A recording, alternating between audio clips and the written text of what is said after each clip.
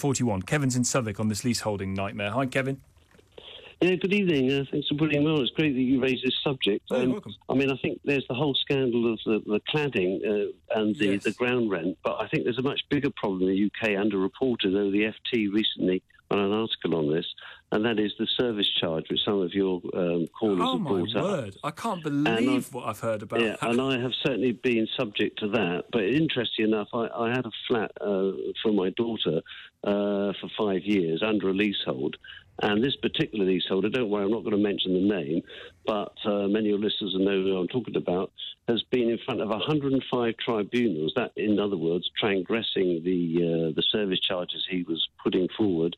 And he's been mentioned in the House of Lords, the House of Commons, and he's got a Tory MP on his back because he's ripping off his Tory MP's grandmother. But I was subjected, and we had constant correspondence of the most ridiculous charges. I know who you're talking about. Are you talking about Sir Edward Lee? No, I'm not. Well, I could name the particular, but anyway, I won't mention. Well, I can mention the name if you want me to, but I'm not particularly. No, don't worry, Kevin. You fire away on anyway, what your example. But the main thing is, okay, on the service charges, the ground rent in this particular case wasn't an issue, but the service charges, which I believe most leaseholders across Britain in older properties are being ripped off, and people like the Duke of Westminster are doing very nicely. I know you mentioned earlier, so I can mention that name. But so for any work that was done in the flat, so recently there was fire safety work done in this flat that amounted to about £2,000, which doesn't. I mean, this is only to about 4 flats, but the freeholder took 25% for administrative charges of that 2,000, 500 quid for administrative charges. To do what? I don't know. When you ask, well, what exactly are those administrative charges? No explanation was offered, none, and we couldn't challenge it. And we went through various legal processes to do that, and even to try to get the freeholder. It's extremely complicated. Yeah. The law is completely on the side of the freeholder and not the leaseholder, and so the leaseholders are being ripped off. And in terms of the value of the flats, which you talked about earlier, the value of that flat is no different, unfortunately now being sold, than a flat that was share of freehold. Now, I lived in France 30 years, and in France they have a system called the syndic, which basically means that you're all co-owners of the property. And so you all have a say in how it's managed, and you do have an agent that runs it. Don't they do that in America? You can dismiss them. Don't they do that in America? Yeah, I think they do it in Scotland as well. Yeah. They possibly, I don't know about America. I think they do it in Scotland. If you're part of a block of flats, it's on all of you to come together to work out how you're going to pay for the roof that needs fixing. Exactly. Rather than go... But at some stage, you're going to need a middle person, but I guess if you're employing them as the owners of the flats, you can have direct say over how they're doing their job. And you can hire and fire them as you wish. Yeah.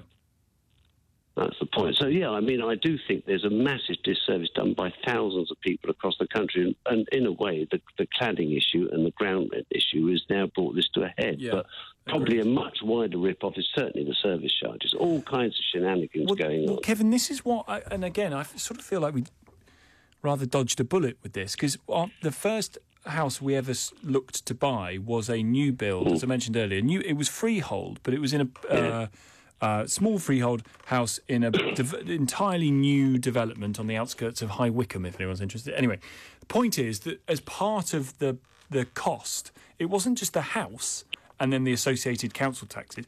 You would have paid a charge for the maintenance of the grass on the development, and also paid a charge to have a pet, which I just find absolutely mad, given that I'm that's my house, Why is the owner of the developer of the house charging me money to have a pet of my own volition? It just seems mad. Well, that's another form of leasehold, because I live in a freehold house now, right? But I also pay money to a particular part of, let's say, of Southwark called Dulwich.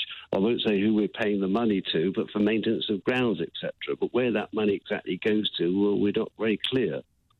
So there's another transgression, but anyway. But the council tax. I know who collects my bins, and I know who comes to do the work on the road if the road's got potholes on it, and I pay for that, and I'm very happy to pay for that. Why am I paying somebody to allow me to have a cat? I don't know. Who dreamt that up? Well, they're doing very nicely out of it. All I would suggest to you is that give up your job as a journalist and buy lots of fat flats with freehold. Tell you what, I'm in the wrong game. I'm in the wrong game. Kevin, listen, thank you very much indeed for the call. It's just absolutely extraordinary, this. 0345 6060 973. I'll rattle through as many calls as possible because loads of people want to get on. We'll come to you in just a sec. It's 11.